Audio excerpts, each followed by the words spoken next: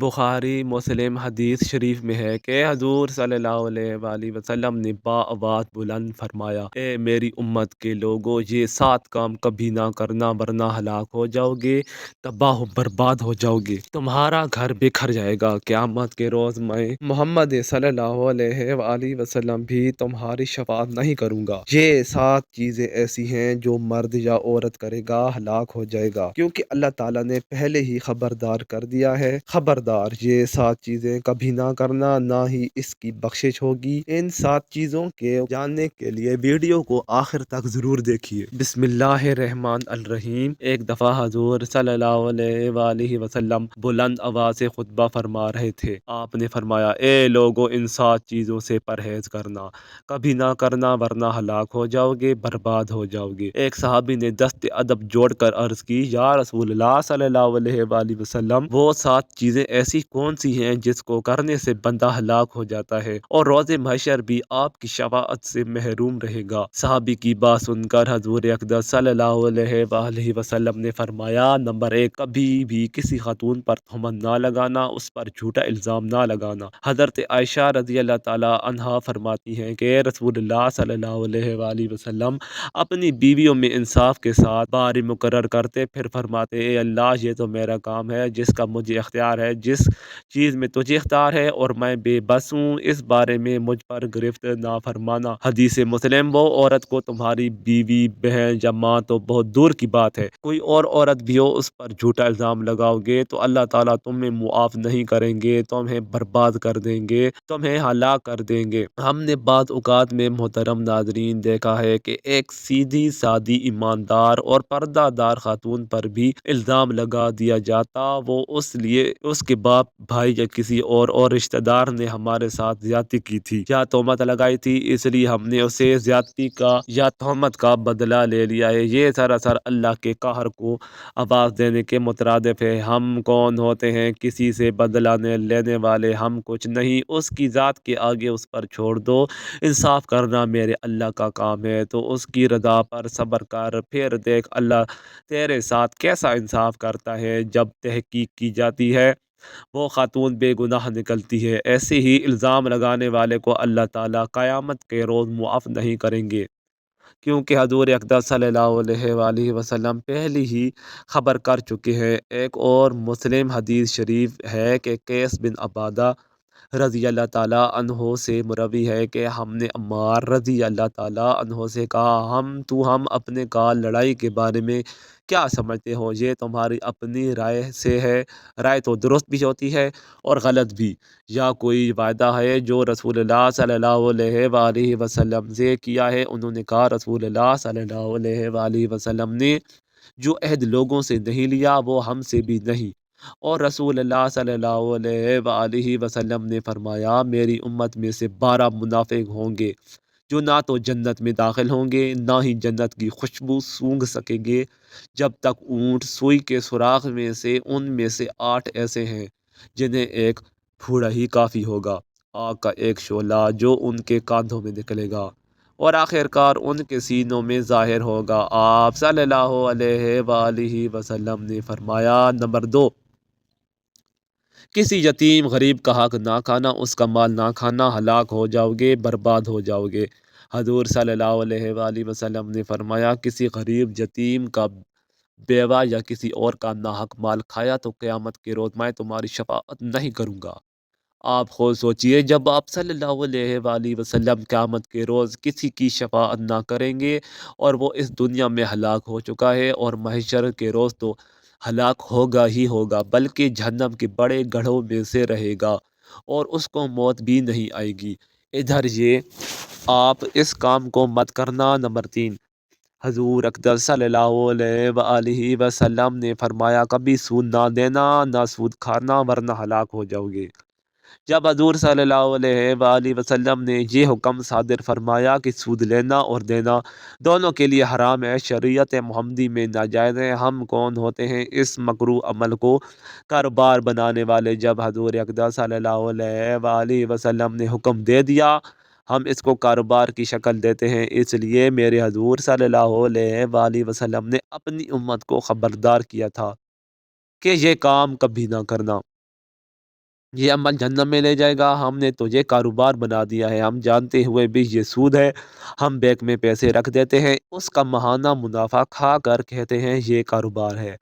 ہم کتنے ہیں خیر ہیں، ہم بھولے بنتے ہیں، ہم کہتے ہیں خیر ہے، ہم بھولے بنتے ہیں، دراصل ہم خود کو دھوکہ دے رہے ہوتے ہیں، ہم جانتے ہیں کہ روز محشر سود لینے والے اور دینے والے کی دونوں کی بخشش نہیں ہوگی، پھر بھی ہم یہ کاروبار دھڑلے سے کرتے ہیں۔ کچھ لوگ اتنے مہربان ہیں، کہتے ہیں اگر ہم نے یہ پیسہ کاروبار میں لگایا ہوتا تو ہم اتنا منافع کما چکے ہوتے، وہی منافع ہم پیسے دینے والے سے لے رہے ہیں، یہ گناہ کیسا ہے؟ دراصل ایسا سوچنے والے انسان جہنم کی طرف تیزی سے جا رہے ہیں، اس لیے آپ ابھی اسی وقت توبہ استغفار کیجئے، اپنے گناہ کی معافی طلب کیجئے، لیکن یہ سود ہے، اسے پرہیز کیجئے اور اپنی آخرت سنواریے، یہ نہ ہو کہ روز محشر حضور صلی اللہ علیہ وآلہ وسلم کی شفاعت سے محروم ہو جائیں۔ سود لینے والا بندہ اور سود دینے والا بندہ سمجھو دونوں ہلاک ہو گئے۔ نمبر 4، کسی جادو ٹونا نہ کرنا ورنہ ہلاک ہو جاؤ گے، تمہاری بخشش نہ ہوگی۔ محترم ناظرین، جب ہمارے پیارے نبی صلی اللہ علیہ وآلہ وسلم نے جادو ٹونا کو کرنا حرام قرار دیا ہے، پھر بھی ہم وہ عمل کرتے ہیں۔ آپ خود سوچئے، ہم ہلاک ہوں گے یا آباد ہوں گے؟ خاص کر جہاں وٹا سٹا کی شادی ہوتی ہے، یعنی کہ ایک رشتہ دار کے گھر بیٹیوں کی شادی کرنا۔ کچھ ایسے حضرات ہوتے ہیں جادو ٹونے سے اپنی بیٹیوں کی زندگی خراب کرتے ہیں، تباہ کرتے ہیں اور اپنی آخرت بھی گنوا دیتے ہیں۔ ایسے انسان کو صرف اللہ پر بھروسہ کرنا چاہیے، اس کی قسمت اور زندگی کا فیصلہ بھی اللہ تعالیٰ پر چھوڑ دو، پھر دیکھو آپ کی بیٹی کا گھر کیسے آباد ہوتا وہ، بلکہ جنت بنتا ہے، کیونکہ اللہ رب العالمین قرآن پاک میں بہت مرتبہ بلند بالا ارشاد فرما چکے ہیں، جس نے میری نبی کی بات مانی اس نے گویا میری بات مانی، جس نے میری بات نہ مانی وہ میرے ساتھ جنگ کرنے کے لیے تیار ہو جائے، میں رب اس کے ساتھ جنگ کروں گا، کیونکہ اللہ رب العزت قہار ہوتے ہیں، یہ نہ ہو کہ آپ کے ساتھ قہار والا معاملہ ہو جائے۔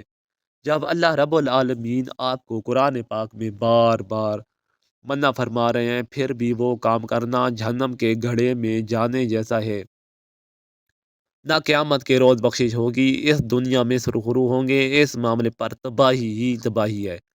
محترم ناظرین، ہمیں ان کاموں سے بچنا چاہیے جن کاموں کو ہمارے پیارے نبی صلی اللہ علیہ وآلہ وسلم نے سختی سے منع فرمایا ہو۔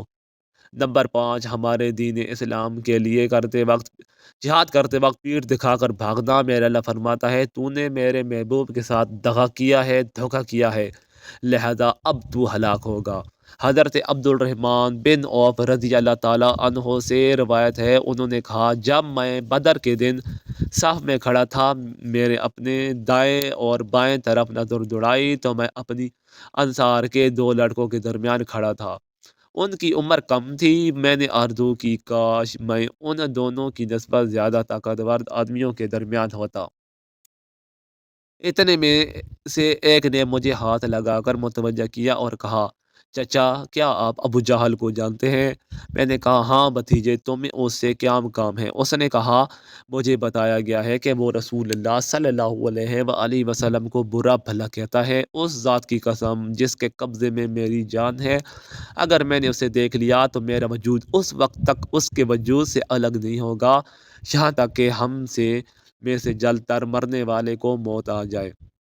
میں نے اس لڑکے پر تعجب کیا تو دوسرے لڑکے نے مجھے متوجہ کیا اور وہی بات کہی۔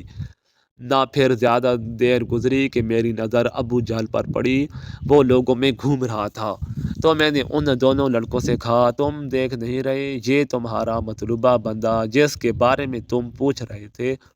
وہ یکدم اس کی طرف لپکے اور اپنی تلواریں برسا دی تاکہ اسے قتل کر دیا جائے، پھر پلٹ کر رسول اللہ صلی اللہ علیہ وآلہ وسلم کی خدمت میں حاضر ہوئے اور آپ کو اس کی خبر دی، تو آپ صلی اللہ علیہ وآلہ وسلم نے پوچھا، تم دونوں میں سے اسے کس نے قتل کیا ہے؟ ان دونوں میں سے ہر ایک نے جواب دیا، اسے میں نے قتل کیا ہے۔ آپ صلی اللہ علیہ وآلہ وسلم نے پوچھا، کیا تم نے دونوں نے اپنی تلواریں صاف کر لی ہیں؟ انہوں نے کہا، نہیں۔ آپ نے دونوں کی تلواریں دیکھی اور دونوں سے فرمایا، تم دونوں نے اسے قتل کیا ہے۔ اس کے ساز و سامان کا فیصلہ آپ نے معاذ بن عمرو بن جموح رضی اللہ تعالیٰ عنہ کے حق میں دیا، اور دونوں جوان معاذ بن عمرو بن جموح اور معاذ بن افرا رضی اللہ تعالیٰ عنہ تھے۔ اس وقت اللہ رب العزت فرماتے ہیں، تو میرے محبوب کے دین کے لیے آیا تھا، وہ راہ حق پر تھے، وہ راستے میں نے دیا تھا، تو نے اسے اقرار نہ کیا، اگر تو قتل ہو جاتا تو شہید کہلاتا، جب تو میرے پاس آتا تو تجھے حوریں لے کر آتی اور جنت میں اعلیٰ مقام ملتا، اس لیے یہ بندہ میرے دین کی خاطر آیا تھا لیکن اب پیٹھ دکھا کر بھاگ رہا ہے۔ اس بندے سے اللہ رب العزت غضبناک ہو جاتے ہیں، اور معیشت کے روز جہنم کے بڑے گڑھوں میں سے ایک گڑھے میں رہے گا، مرے گا اور نہ اس کو موت آئے گی، بس جہنم کے ایک گڑھے میں رہے گا۔ حدیث مسلم میں زید بن ارقم رضی اللہ تعالیٰ عنہ کہتے ہیں کہ جہنمی کو آگ کے لیے بڑا کر دیا جائے گا، حتیٰ کہ اس کی ایک داڑھ احد پہاڑ کے برابر ہوگی۔ نمبر 6، کسی بے گناہ کو قتل نہ کرنا۔ حضور اقدس صلی اللہ علیہ وآلہ وسلم نے فرمایا، جس عمل کو اللہ رب العالمین نے حرام کرا دیا ہو اس پر عمل نہ کرنا، یعنی کسی بے گناہ کو قتل نہ کرنا۔ حدیث پاک میں ہے، کسی ایک بے گناہ کو قتل کرنا گویا ساری انسانیت کو قتل کرنے کے برابر ہے۔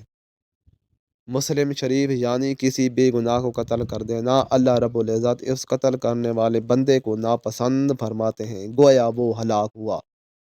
نمبر 7، حضور اقدس صلی اللہ علیہ وآلہ وسلم نے فرمایا، اللہ کسی بھی کو بھی اللہ رب العزت کے ساتھ شریک نہ کرنا، یہ عمل میرے اللہ تعالیٰ کو بہت ناپسند ہے۔ حدیث شریف مسلم، حضرت ابو ذر رضی اللہ تعالیٰ عنہ سے روایت ہے کہ حضور صلی اللہ علیہ وآلہ وسلم نے فرمایا، اللہ جل شانہ فرماتے ہیں، جو شخص ایک نیکی لے کر آتا ہے اسے اس جیسی 10 نیکیاں ملتی ہیں، اور میں بڑھا بھی دیتا ہوں، نہ تو اس کا بدلہ اس جیسی ایک برائی ہے، یا چاہوں تو معاف کر دیتا ہوں۔ یا ایک بالشت میرے قریب ہوتا ہے تو میں ایک ہاتھ اس کے قریب ہو جاتا ہوں، اور جو ایک ہاتھ میرے لیے قریب ہوتا ہے تو میں 2 ہاتھوں کے پھیلاؤ جتنا اس کے قریب ہو جاتا ہوں، اور جو میرے پاس چلتا ہوا آتا ہے میں اس کے پاس دوڑتا ہوا جاتا ہوں، اور جو مجھ سے پوری زمین کی وسعت بھر گناہوں کے ساتھ ملاقات کرتا ہے اور میرے ساتھ کسی کو شریک نہیں ٹھہراتا، میں اتنی ہی مغفرت کے ساتھ اسے ملاقات کرتا ہوں۔ حدیث شریف مسلم، یعنی تم زمین اور آسمان گناہوں سے بھر کر میرے پاس آؤ، اگر چاہو تو میں تمہیں بخش دوں، لیکن اگر تم نے میرے ساتھ کسی کو شریک نہ کیا تو اللہ رب العزت سے دعا گو ہیں، ہم سب مسلمانوں کو دین کی صحیح سمجھ نصیب فرمائے اور ان پر صحیح طریقے سے عمل کرنے کی توفیق عطا فرمائے، ہم سب مسلمانوں کو اپنے حفظ و امان میں رکھے، آمین۔